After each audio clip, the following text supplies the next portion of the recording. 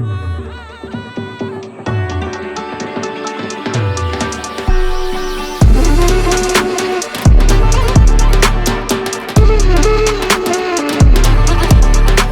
आपका ये बेटी और अम्मा का कॉन्सेप्ट सबसे पहले बहुत अच्छा लगा। आपने बहुत अच्छा नाम रखा है अपने उस। एक्चुअली क्या ये था कि लाइफ में कुछ करना है, कुछ करना है। पहले मैंने समझिए 2-2 3-3 पीस ऐसे बनाए थे, मुझे लगा था पता नहीं बिकेंगे भी कि नहीं बिकेंगे, ऐसे वेस्ट पड़े रहेंगे। तो सबसे पहले मैंने ये जगन्नाथ जी बनाए, सबको बहुत पसंद आए।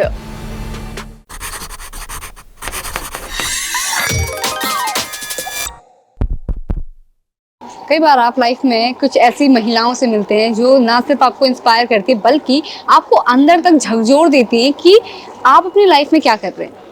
आज हमारे साथ एक ऐसी महिला मौजूद है जिन्होंने अपनी जिम्मेदारियों को पूरा किया और उसके बाद अपने सपनों की राह चुनी। उन्होंने अपने आप को सिर्फ घर में कैद करके नहीं रखा, उन्होंने एक नया रास्ता बनाया और अपने सपनों को जीना स्टार्ट किया। तो आज हमारे साथ मौजूद हैं गीतिका जी, जिन्होंने अपने पैशन को ही अपना बिजनेस बनाया है। थैंक यू मीरा जी। मुझे आपका ये बेटी और अम्मा का कॉन्सेप्ट सबसे पहले बहुत अच्छा लगा। आपने बहुत अच्छा नाम रखा है अपने उसको। और मैं गीतिका सिंघल हूँ। मैंने अपना ब्रांड बनाया है कलरफुल ऑरा, जिसमें मैं ये हैंडीक्राफ्ट प्रोडक्ट्स बनाती हूँ। ये मैंने अभी 1-1.5 साल से ही अपना काम शुरू करा है, नया नया है। उससे पहले मैंने अपनी फैमिली की सारी जिम्मेदारियाँ निभाई हैं और अपने बच्चों को बड़ा किया, अपने बच्चों को सेटल किया। दोनों, एक बेटी है मेरी, वो डिज़ाइनर है, वो NID से उसने डिज़ाइनिंग का कोर्स किया है। फिर ग्रेजुएशन और मास्टर्स करने वो फिनलैंड गई है और अभी वो फिनलैंड से ही PhD कर रही है। बेटा मेरा हिंदुस्तानी क्लासिकल वोकल में ग्रेजुएशन कर रहा है अपनी। और तो अब बच्चे मेरे सेटल हो गए हैं। अब क्रिएटिव टाइम पास करना है किसी तरह, इधर उधर गॉसिप, इधर उधर घूमना, इधर उधर किटी पार्टी, वो सब कुछ नहीं। और एक्चुअली क्या ये था कि लाइफ में कुछ करना है, कुछ करना है, बट वो समय नहीं मिल रहा। अपनी माँ को हमेशा कुछ ना कुछ करते हुए देखा। मेरी माँ जॉब करती थी, तो उसके लिए मुझे लगा कि अपना पैशन फॉलो करा जाए अब।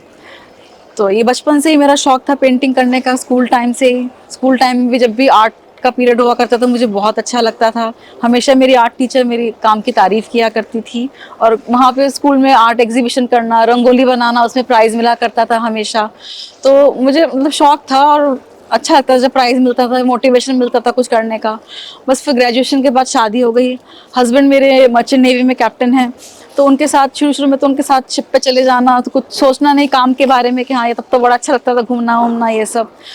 तो फिर अब जब खाली टाइम में लगता था कि अब कुछ करा जाए, तो मैंने अपना ये काम शुरू करा।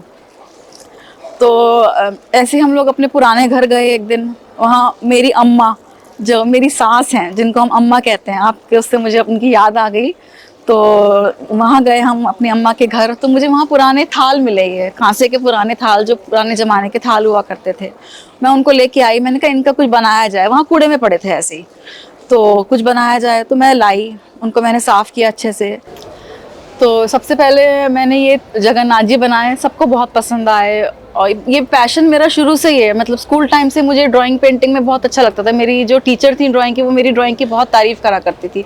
तो मैं घर में छुट्टियों में, अब मेरे समर वेकेशंस, पहले तो मोबाइल वगैरह का ज़माना नहीं था, तो हम छुट्टियाँ अपने हम इसी तरह बिताया करते थे। कुछ सीख लिया, कोई पेंटिंग सीख ली, कुछ कढ़ाई कर ली, कुछ बुनाई कर ली। हमारी गर्मियों की छुट्टियाँ इसी तरह बीतती थी। तो फिर अब ये जब सब बनाया तो सब पुरानी यादें ताज़ा हो गई, सब पुराना अपना घर, अपना सब कुछ। तो फिर मैंने कहा चलो इसी में कुछ शुरू करते हैं, मतलब इसी में हम अच्छा कर पाएंगे, कुछ जो भी कर पाएंगे। फिर धीरे धीरे फिर मैंने और थोड़ा सा लिपन आर्ट थोड़ा शुरू करा, तो अच्छा लगा। फिर मैंने धीरे धीरे अपने काम को छोटे छोटे उसमें बढ़ाती चली गई। फिर छोटी एग्जीबिशंस लगाना, स्टॉल लगाना, ये जो डांडिया वगैरह होते हैं फेस्टिवल टाइम में, इसमें लगाया। इसमें बहुत अच्छा रिस्पांस मिला। सेल भी, मतलब पहले मैंने समझिए 2-2 3-3 पीस ऐसे बनाए थे, मुझे लगा था पता नहीं बिकेंगे भी कि नहीं बिकेंगे, ऐसे वेस्ट पड़े रहेंगे। पता चला वहाँ पे इतने ऑर्डर्स मिल गए मुझे कि मुझे पूरा करना दिवाली तक मुश्किल हो गया। तो मुझे लगा अरे ये तो बहुत अच्छा काम है, मतलब अच्छा लगा कि हम भी कुछ कंट्रीब्यूट कर रहे हैं अपनी फैमिली के लिए, मॉनेटरी वाइज भी और वैसे भी। थोड़ा सा हस्बैंड को भी अच्छा लगता है जब उनके आप वाइफ की तारीफ होती है कुछ। हस्बैंड ने मुझे बहुत सपोर्ट किया, हर जगह मेरे साथ जाना, स्टॉल में मेरे रॉ मटेरियल खरीदने के लिए मेरी हेल्प करना, और ये वो फिर सब गवर्नमेंट की स्कीम्स पता करना कि कैसे कैसे मुझे और बढ़ाया जाए आगे। तो मेरा उद्यम में रजिस्ट्रेशन कराया ये सब मुझे कुछ नॉलेज नहीं है बिल्कुल कैसे कैसे, तो इन्होंने घर में बैठ के ही सब कुछ मेरा किया ऑनलाइन ही। तो बहुत अच्छा लगता है इस तरह से आगे बढ़ना, करना अपने काम को। जब इस तरह से मेरी सेल होने लगी तो बहुत अच्छा लगा कि कॉन्फिडेंस आया अपने अंदर कि हाँ हम भी कुछ कर सकते हैं। ऐसा नहीं कि हम बस खाना बनाया, सुबह उठे खाना बनाया, कपड़े धोए, ये करा, घर पे सो गए, अगले दिन उठ के फिर वही सब करा। अब मैं सुबह उठती हूँ तो मेरे मन में रहता है कि हाँ, ये मेरा मोटिव रहता है कि आज मुझे ये काम कंप्लीट करना है अपना। तो मैं उसको लेकर, अब मैं घर का काम भी साथ साथ सब कुछ कर लेती हूँ और फिर मैं अपना ये काम लेके बैठ जाती हूँ साथ साथ। बीच में ये चलता रहेगा, बीच में मशीन में कपड़े हो गए वो कर दिए, बीच में फिर अपनी ड्राइंग पे बैठ गई।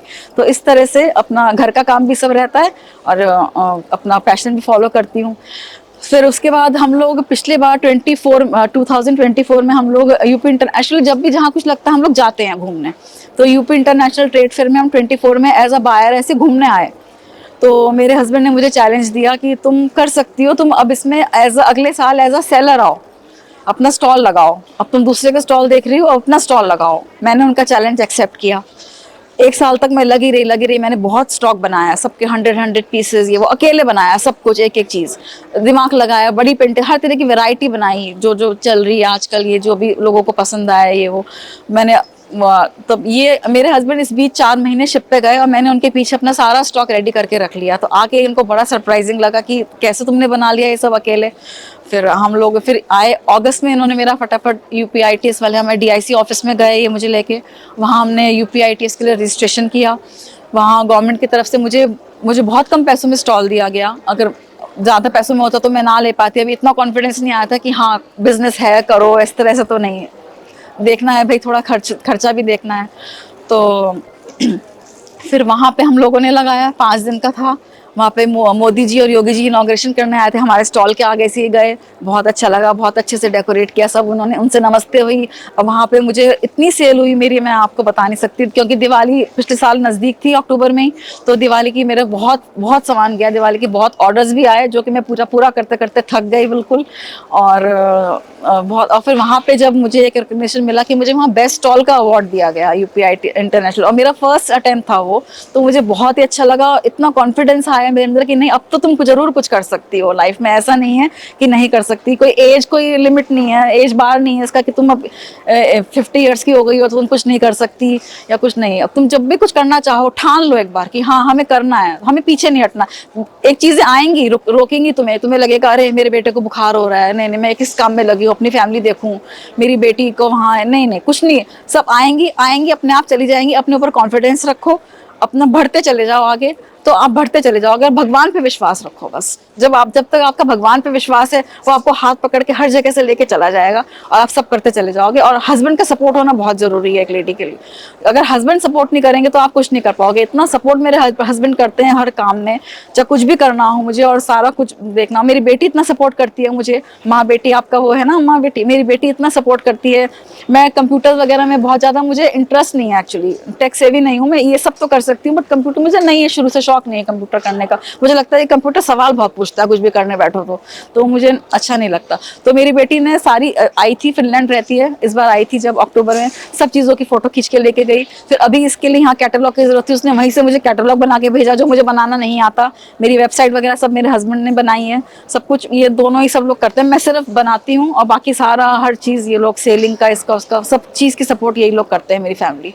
बच्चे जब ना पेरेंट्स से दूर हो जाते हैं तो एक सबसे ज्यादा जो याद आती है या सबसे ज्यादा जो मिस करता है वो एक माँ ही होती है जो अपनी बेटी को मिस करती है। बिल्कुल मन करता है मेरे साथ रहे, लेकिन मैं सोचती नहीं, उसके भविष्य के लिए, अपना भविष्य बना रही है, उसके लिए वहाँ रहना अच्छा है ज़्यादा। मन करता है वो भी मेरे साथ यहाँ खड़ी होती है, मेरे साथ कंधे से कंधा मिला के, और मेरी हेल्प करती, मुझे 4 चीज़ें और अच्छी नहीं सिखाती जो इस ज़माने में चल रही हैं आजकल। जैसे आज बच्चे तो बहुत टेक सेवी हैं, बहुत ज़्यादा वो हैं, तो बहुत एडवांस है हम लोगों से, तो बहुत हेल्प करती है मेरी। यहाँ पे देख रहे हैं ना, बहुत टाइप के डिजाइन है जिसमें मधुबनी पेंटिंग भी है, काफी फेमस है ये तो। हाँ जी, तो बिहार। ये हाँ लिपिन आर्ट है, और इसके अलावा हैंडमेड एम्ब्रॉयडरी का भी आपने यूज करा हुआ है। तो ये सब आपने मतलब पहले से सीखा हुआ था या बाद में? नहीं, मैंने ये कुछ सीखा नहीं, पहले तो ये सब नहीं था ना। अब तो बच्चे मोबाइल में घुसे रहते हैं, कंप्यूटर में घुसे रहते हैं। पहले तो हमारे टाइम में मोबाइल, कंप्यूटर, ये सब तो कुछ था ही नहीं। गर्मी की छुट्टियां हुई, नानी के यहाँ गए, तब भी नानी ने कहा कि बेटा ये सीख लो, कुछ सीख लो, हमारे बगल में आंटी ये सिखाती हैं।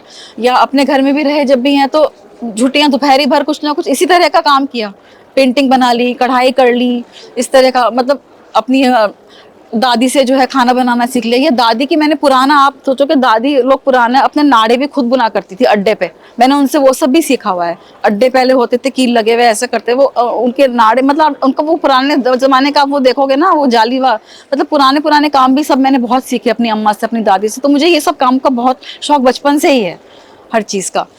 हर त्योहार पे रंगोली बनाना, खुद रंगोली बनाई। फिर जब मैं, मेरे साथ फिर मेरी बेटी ने उसको अडॉप्ट कर लिया। बेटी हर बार दिवाली पे रंगोली बनाती है, घर को सजाना अच्छा लगता है, घर को सजाना मुझे बहुत ना। किसी को आज स्टार्ट करना है जैसे आप कर रही हैं, तो अगर मान लो कल किसी और को स्टार्ट करना है, तो रॉ मटेरियल से लेके कॉस्ट कितना आएगा और कितने उसको प्रॉफिट हो सकता है, ये आप थोड़ा सा अगर हमें बता दे तो। रॉ मटेरियल्स का ऐसा कुछ नहीं, मेरा सारा काम वुड पे है, सब MDF पाइन वुड पे है सब काम। रॉ मटेरियल्स वगैरह सब कुछ आप ले सकते हैं आराम से। आजकल तो ऑनलाइन का जमाना है, गूगल पर डालिए इंडिया मार्ट है, हर चीज का आपके पास लिस्ट आ जाएगी। आप कांटेक्ट करिए, वो अपने आप ही कॉल करेंगे, आप जब उनको वो करेंगे। रॉ मटेरियल की कोई प्रॉब्लम नहीं है। और यहाँ हम तो दिल्ली में बैठे हैं, दिल्ली में तो किनारी बाजार है, सब कुछ है, सब आराम से मिल जाता है सामान। आपके पास एक थॉट होना चाहिए, आपके पास एक आइडियाज होने चाहिए काम करने के लिए।